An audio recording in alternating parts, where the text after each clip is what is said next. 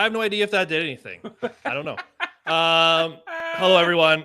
We're trying out new streaming software. We have no idea if this is working. So if it is working and you can hear us clearly, just let us know. But it might just be us rambling on. Anyways, Ged, how's it going? How is it going? It is busy.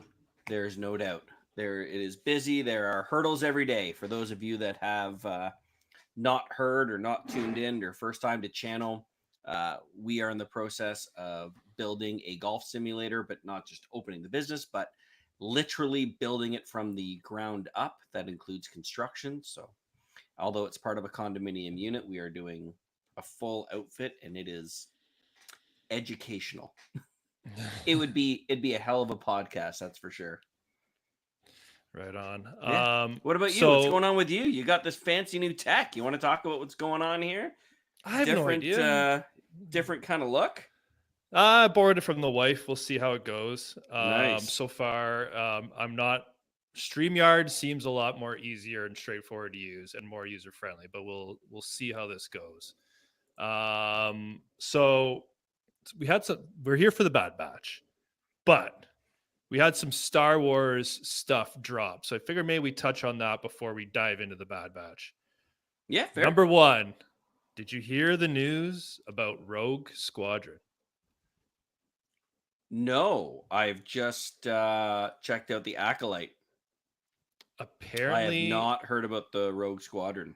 I've been trying not to hype myself back up because I've already been crushed once, but apparently Rogue Squadron is a go again. Really? Apparently Patty's back on, everyone's back in the saddle, and it's going to be happening. I have not dug in, like I said, I haven't dug into any more details. Maybe it's just a rumor, but I'll just let it be, and hopefully it happens. But I'm excited it's back. I'm excited it's back. I know this has been on your emotional radar for calendar years at this point. So yeah, I hope Patty does a good job with it, but I'd be lying if I said when she walked away, I was hoping they would have grabbed somebody else to work on this. Yeah, like the guy who just did Top Gun, Maverick, like he's probably out there. I'm sure he'd love to direct a Star Wars movie. I think my biggest concern between you and I on this is that you have such a hope for this. Like this is a new hope. Like this is your, you've been the biggest ship nerd I think I've ever met, and I say that with all the love and respect in the world. I don't know. Rogue Squadron is my baby. Excited. Yeah, that's ships. That's the one property. If for example, if I took over Lucasfilm, my first project would have been something about Rogue Squadron. Yeah, that's just so my hope is that's my prior. That's my number one. So yeah, so my hope is that when this comes to fruition, that you're not disappointed. That's my biggest fear as your dear friend, because when you hype something up this much, it is really hard to not be disappointed. In fact, very rarely do we go into something that we're full of excitement for and it blows our doors off. I can literally think of a couple maybe in years.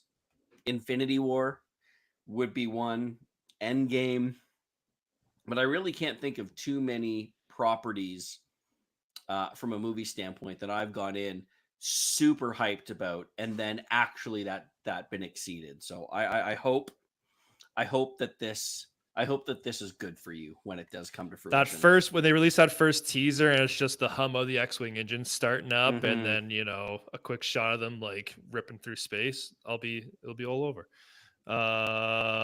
So that's some positive news. Again, Disney has quite a long track record now of bunging up projects. So I'll believe it when I see it, and then we'll deal with, is it even good to begin with? The Acolyte coming out June 4th, I believe. You watched the trailer? What'd you think? I'm fucking so excited. God. I am beyond excited.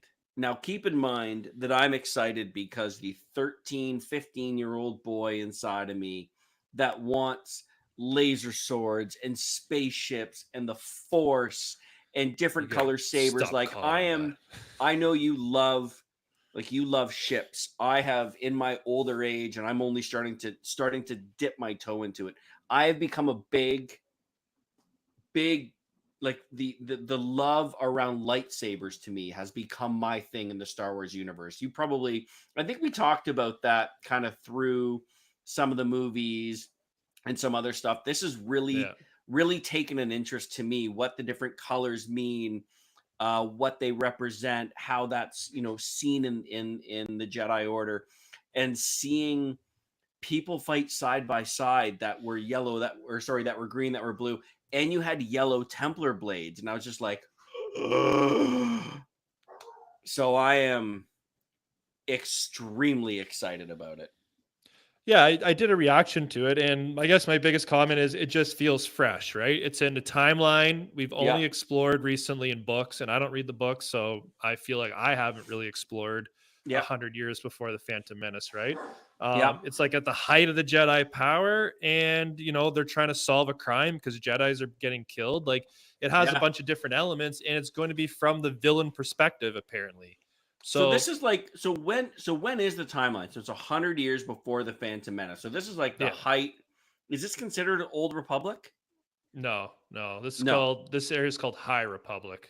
So it's called High Republic. So this is in like the prime of the Jedi Order. This is Jedi Temple, Coruscant's the magical Jerusalem of minus present day, but like in general, this is like the epicenter of the Jedi Order. Yeah. Okay. Yep. What did you think of it? Tell me. What was your vibe? There wasn't like one thing that was like that wowed me in the trailer, like from a trailer perspective, but like it just, I don't know, it just confirmed that I'm interested in the show more or less. Like I again, like they've teased it from the perspective of the villain, right? They're going to build up the Sith in this, but the trailer came off as from the Jedi. You know what I mean? So I don't know if we really got a full feeling on how the show is going to go and what it's like.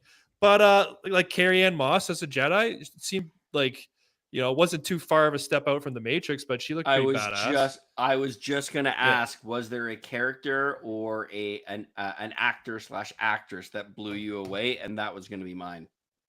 Yeah. So just the one thing that's going on right now is people are making a big deal that the Acolyte has more dislikes than likes for its kind of reception. And I don't know. I read something. It was on Reddit. Oh, I lost it now. But they're saying, again, I don't know if this was true or not, but they're saying people are hating on it because, again, there's no white males. It's just like that type of stuff going on. I have no time for that. I have no time for that shit at all. It started with the whole Ring of Power show. No one cares. Like, just make a good show. Yeah. And like there's complaints about not being aliens or something like that. And there's the aliens again. This was a sketchy Reddit post. I don't know how true it is, but the dislike number is true. And the one thing I say is a little not like, it doesn't really bother me because we haven't even seen the show yet. We don't know how it's going to play out. But the one thing people think that it kind of retcons is like when Obi-Wan or when Darth Maul says at last we'll reveal ourselves to the Jedi, and it was apparently Obi-Wan was the first one to see a Sith like in forever, right? Does this break that storyline continuity by having Sith running amok just literally 100 years ago, considering Yoda and Yaddle are going to be alive during this time frame? I don't know if they're going to show up in the show. It makes sense if you're on Coruscant with the Jedi Order, like that's Yoda at 600 years old. I'm assuming he's still a pretty big deal. Being prime, you know what I mean? This would be like doing flips and stuff, right? If there were active reports of Sith running around and stuff like that, so it kind of I could see how it could contradict that test, but is it a different group of Jedi that go on the investigation? Do they all get killed? They don't report back, and then it's about the Sith growing in the presence. Like, I don't know. If it eventually leads to Darth Plagueis, like that's what I want to see. If it ties into Darth Plagueis and then like Palpatine's master, like that's what I want to see. That's what I want to see. And if it does that and does it right, I'll be pretty pumped. there is an opportunity, and you just hit the nail on the head. This is an opportunity to tell the story of Darth Plagueis, and I hope, because there's so much to tell, obviously, and they can take it in so many different directions. Yeah. Whether it's a young Palpatine or a middle age, like a normal Plagueis, the opportunity here is second to none. I hope they do something with it, and I would actually really like to see the Star Wars storytelling branch out into these two kind of areas. So on one branch, you have your Andors of the world that aren't about laser swords and the Force. It's just a great story about people rising up.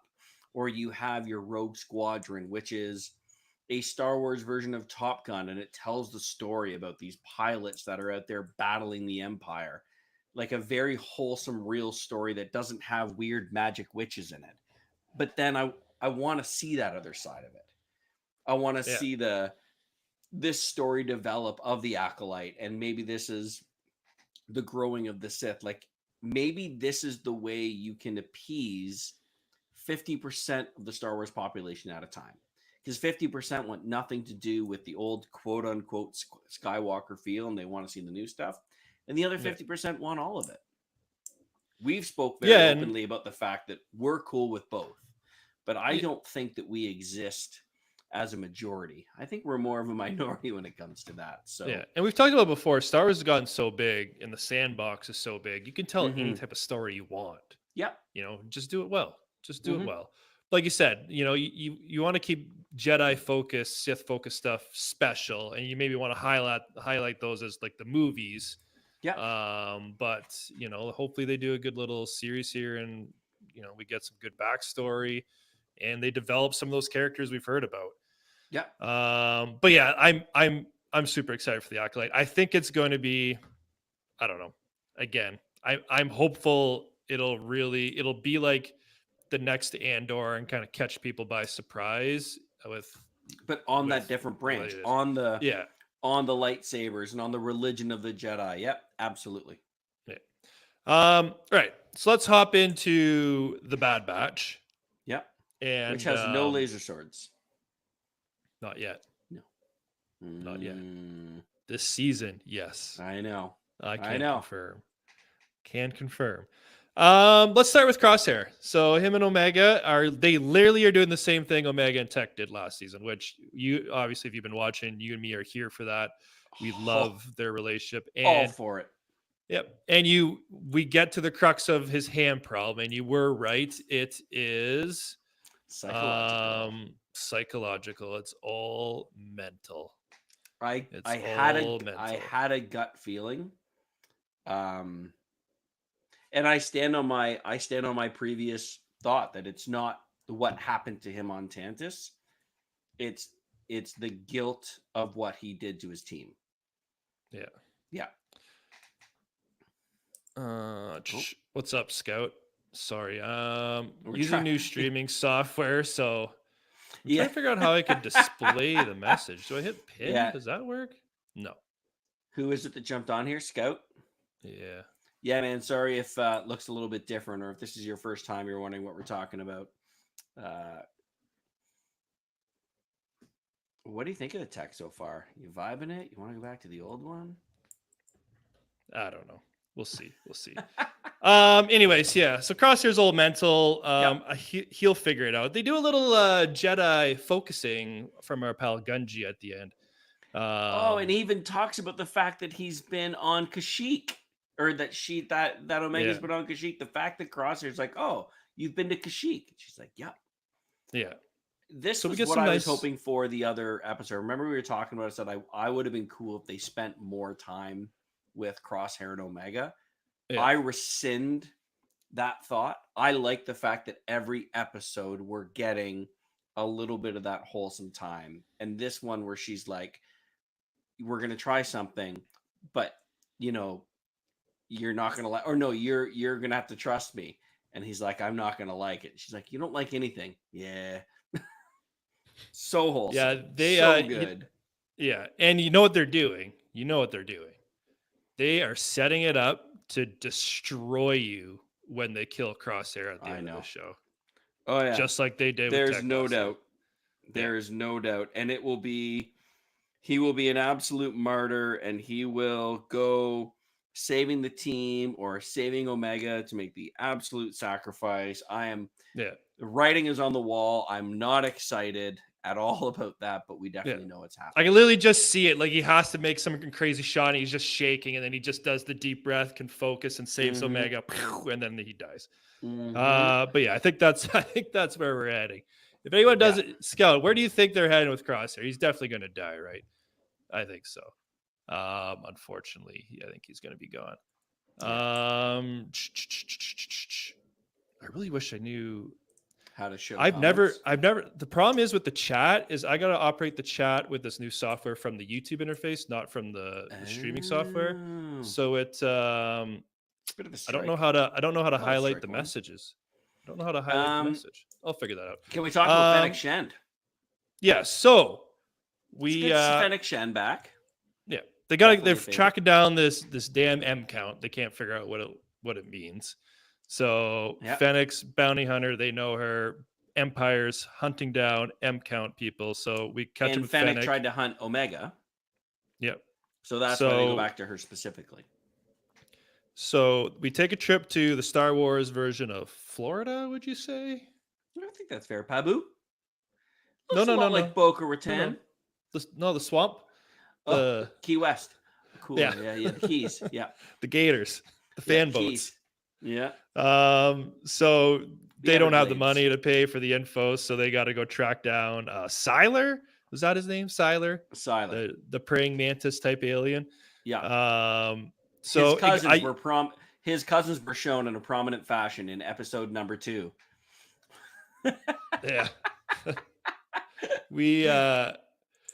I kind of got Apocalypse Now type vibes. Did you get that at all? Yeah, there's some Apocalypse Now fans. Yeah, it was just like the slow trek up the river, and they were like, "We gotta find this guy." Like, I definitely got those vibes. Very dark. Like I said, the fact that it was the same as one of the monsters in episode number 2, I thought was kind of funny. That same was it? Oh yeah, when Padme kisses Anakin.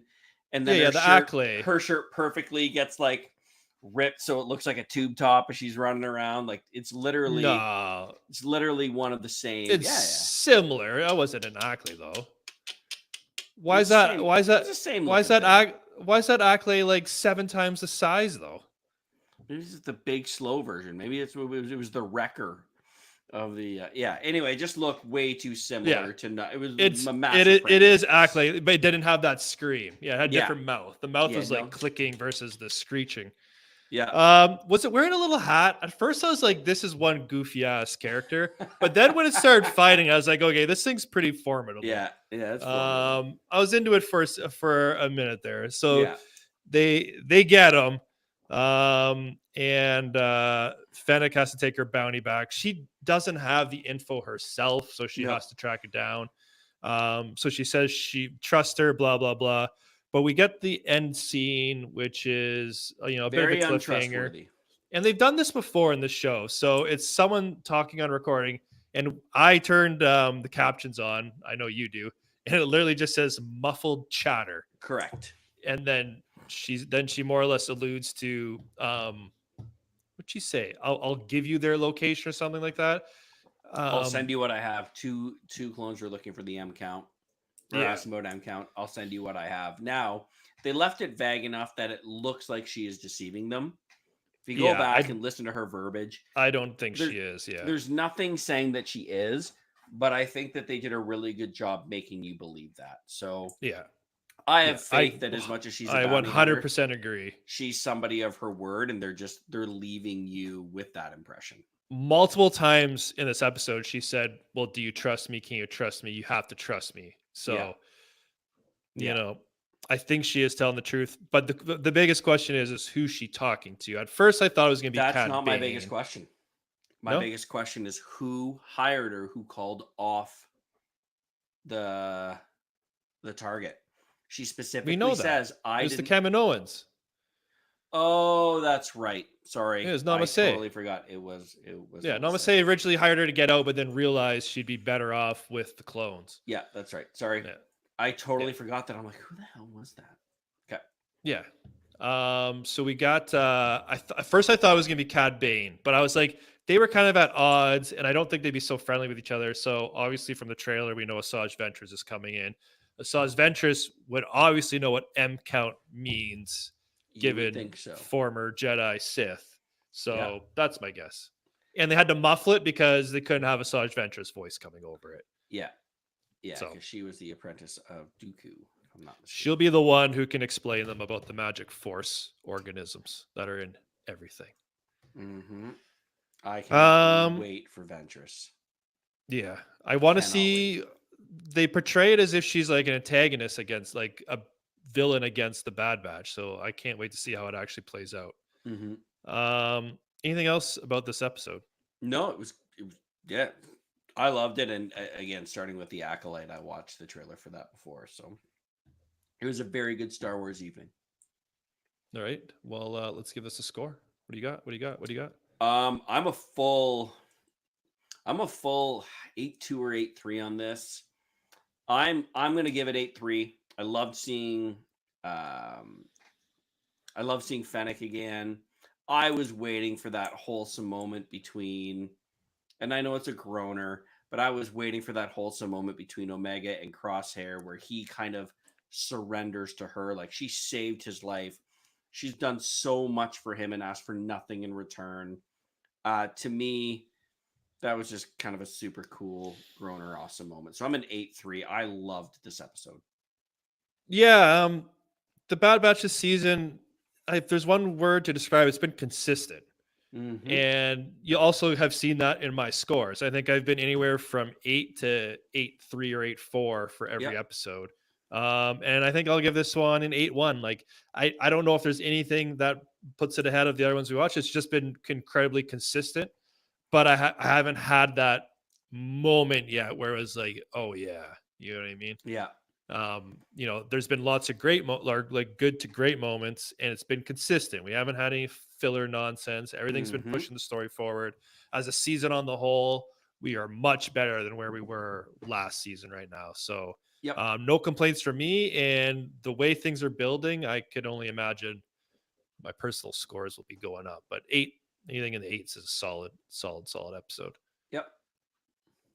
All right. I think that will wrap it up for us. Let us know in the comments who you think is the individual in that Fennec is talking to. It's Ventress. It's going to be Ventress. Ventress next episode. All right. Peace out, everyone.